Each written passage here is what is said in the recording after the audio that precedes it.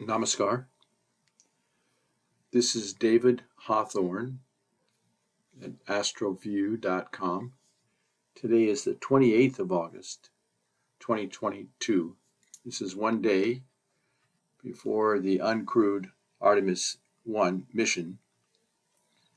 Spacecraft is targeting liftoff tomorrow, the 29th, between 8:33 a.m. and 10:33 a.m.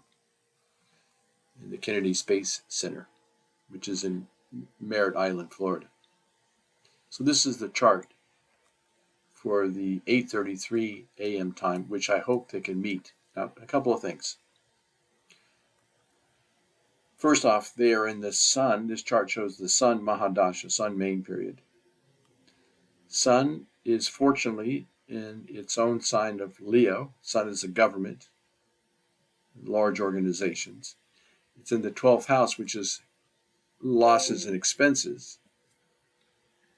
But it's also foreign lands, and I think going to outer space is a foreign land.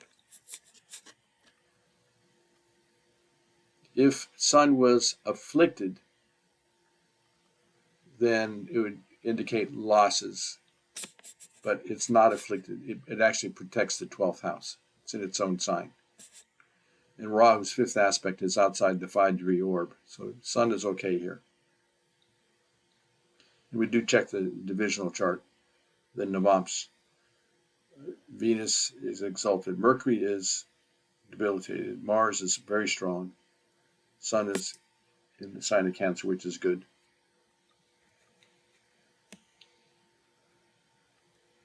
The operating planet is Ketu, the subperiod.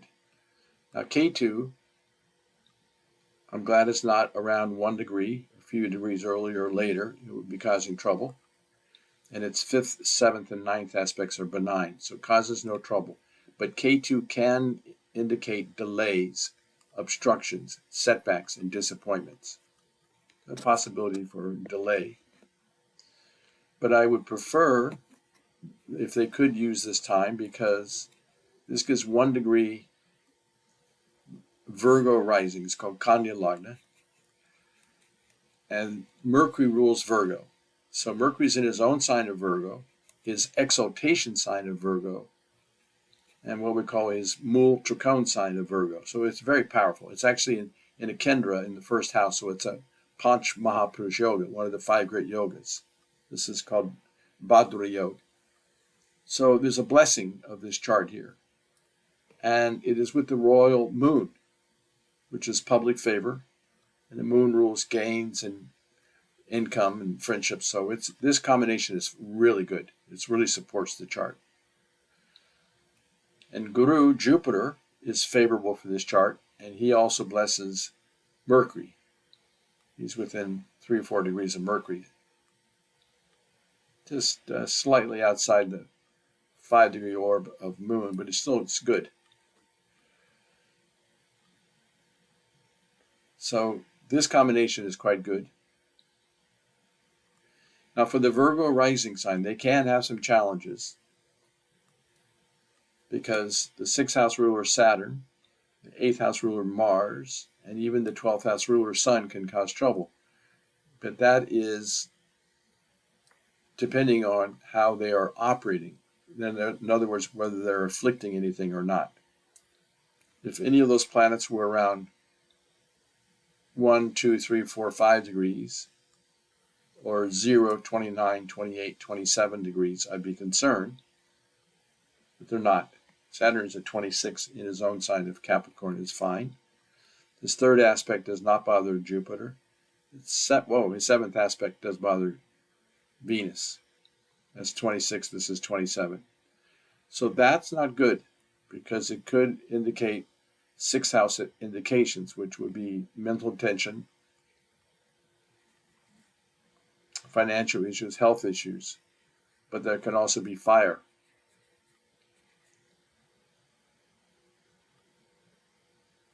And Venus rules continuation of family life. Good news is that there's nobody on board.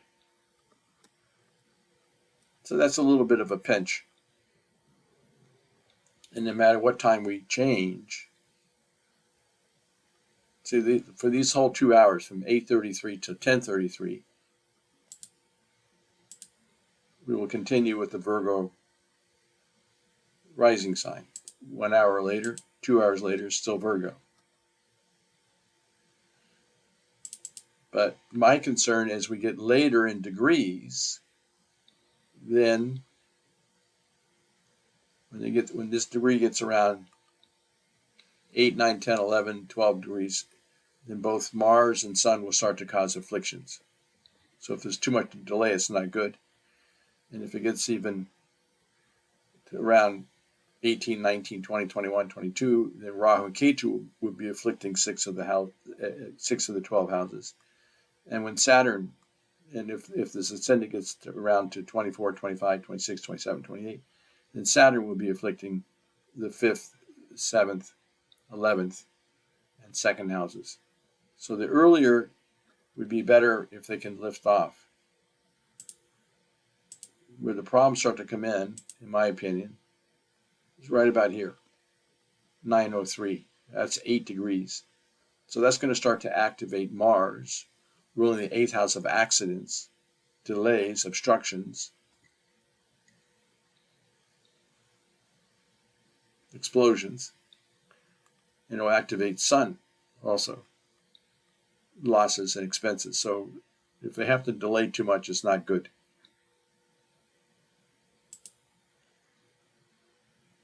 Here's 10 degrees. This is 11, 12. Now we got trouble here at 913. 12 degrees at 923. So this is kind of definitely not good. Then there's a little bit of a window, but not much. Around 943, then now it starts to bring Rahu and Ketu on the most effective point. So these numbers here, the rising sign degree is not an arbitrary number. 0 to 30 is possible in every house. So this degree changes about every 4 minutes of the day. It's very specific to a person's birth time or launch time in this case. And planets close to the most effective point, if they are functional malefic planets for that chart, can cause serious adverse effects. So this is 943. Really intense at 953. 100% affliction at 1003. And then once it gets off this number, it's going to bring Saturn into play. So again, if they can do this launch the first half hour, I think it's going to be okay. But if they have to delay too much, it's not such a good thing. I do see that the Venus subperiod change, though, which is might be helpful too. No, it wouldn't be helpful because Venus is under the affliction of Saturn. So K2 is okay because it's not afflicting or afflicted. Anyways, I wish them all the best in their endeavors. I hope this works for them.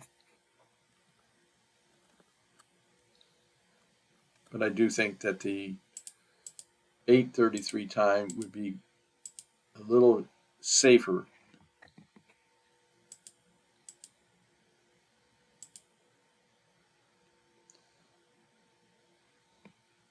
So those first 30 minutes might be okay. Might be better to launch if they can.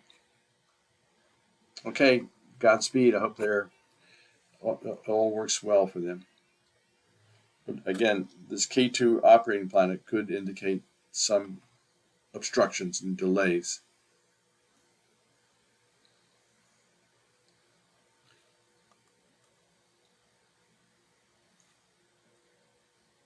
By the way, I do wish NASA had a systems approach astrologer on staff, because we might. I realize you have to do these things according to astronomy, but it would be nice if we could consider astrology as well. So I think a Libra rising sign would be a good rising sign to have.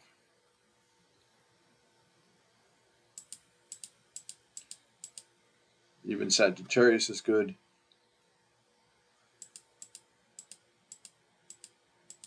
Aries. You want to see that there are certain rising signs that have fewer functional malefic planets, so they usually have smoother sailing in life. So Aries, Gemini, Leo, Libra, and Sagittarius have fewer functional malefic planets. The most challenging charts, in my opinion, would be Taurus, Virgo, and Pisces, because Taurus, Virgo, and Pisces have 3 functional malefic planets, and everybody has Rahu and Ketu as functional malefics. So they would have 5 functional malefics. Others have 4, and others have 3. Others have 2, and others have 1. So better to have fewer functional malefic planets. So everyone has to watch out for Rahu and Ketu. But Aries only has to also worry about Mercury. Leo has to only worry about Sun. Libra has to worry about Mercury. Sagittarius about Moon. But that's all. So they have 1 additional planet to worry on. Okay, hope this little reading is helpful.